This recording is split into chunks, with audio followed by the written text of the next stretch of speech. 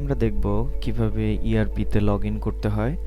প্রথমে আমাদের প্রয়োজন পড়বে অ্যাডমিশনের সময় আমাদেরকে যেই স্টুডেন্ট আইডি এবং ইআরপি পাসওয়ার্ড প্রোভাইড করা হবে সেই স্টুডেন্ট আইডি এবং ইআরপি পাসওয়ার্ডটি। এরপর আমরা আনোয়ার খানের ইআরপির যে সাইট আছে অর্থাৎ akmu.pipilikasoft.com, এটা যে কোনো একটি ব্রাউজারে টাইপ করে সেই লিঙ্কে চলে যাব। আচ্ছা, এই ইন্টারফেসটি হচ্ছে আনোয়ার খান মডার্ন ইউনিভার্সিটির ইআরপির যে ইন্টারফেস, সেটা এখানে ইউজার আইডি এবং পাসওয়ার্ড প্রয়োজন পড়বে, যেটা আমাদের অ্যাডমিশনের সময় অলরেডি আমাদের প্রোভাইড করা হয়েছে।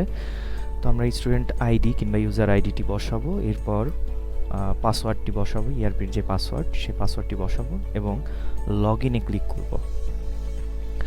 এখন আমাদের এখানে আমাদের নিজস্ব যেই ইমেইল অ্যাড্রেস, সেই ইমেইল অ্যাড্রেসটি এখানে টাইপ করতে হবে, কারণ বাই ডিফল্ট ইআরপি সফটওয়্যারের মধ্যে কোনো মেইল দেয়া থাকে না, এই জন্য আমাদের সরাসরি লগ ইন হচ্ছিল না। তো আমরা যখন পার্সোনাল মেইল দিব, সেই পার্সোনাল মেইলে একটি ওটিপি যাবে কিংবা ভেরিফিকেশন কোড যাবে, যেটা আমাদের এখানে টাইপ করতে হবে পরবর্তীতে। এখন আমরা পাসওয়ার্ড দিয়ে দিব, যেটা আমাদের ইনফরমেশনের জন্য দিল।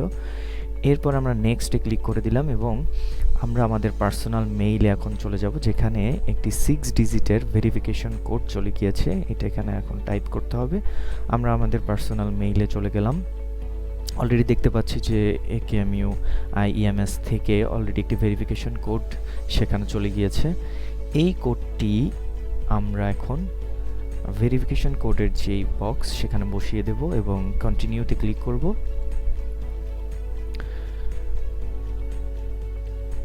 তো দেখতে পাচ্ছি যে আমাদের মেইল সাকসেসফুলি চেঞ্জ হয়ে গিয়েছে। এখন আমাদের নেক্সটে চলে যাব মোবাইল নাম্বার এন্ট্রি করার জন্য। আমরা এখানে আমাদের পার্সোনাল যে মোবাইল নাম্বারটি আছে সেই মোবাইল নাম্বারটি দিয়ে দিব, যাতে যে কোনো ইনফরমেশন, বিশ্ববিদ্যালয় রিলেটেড যে ইনফরমেশনগুলো সেগুলো আমাদের মোবাইল নাম্বারে যেতে পারে।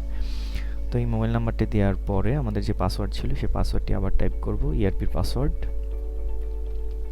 টাইপ করার পর কারেক্ট ক্লিক করার পরে এরকম ইন্টারফেসে চলে আসবে, যেখানে আমাদের মোবাইল নাম্বারটি সেভ হয়ে গেল এবং আমরা গো টু হোমে চলে আসলাম। এটাই হচ্ছে মূলত আনোয়ার খানের ইআরপির যে ইন্টারফেস, যেখানে আমাদের রেজিস্টার্ডকৃত যেই কোর্সগুলো সেগুলো দেখাচ্ছে, আমি কোন কোন কোর্সে রেজিস্ট্রেশন করেছি। এরপর যদি আমরা প্রোফাইলে ক্লিক করি তাহলে দেখতে পাবো যে আমাদের যে প্রোফাইলটি ছিল। তো এই হচ্ছে যে কীভাবে ইআরপি লগ ইন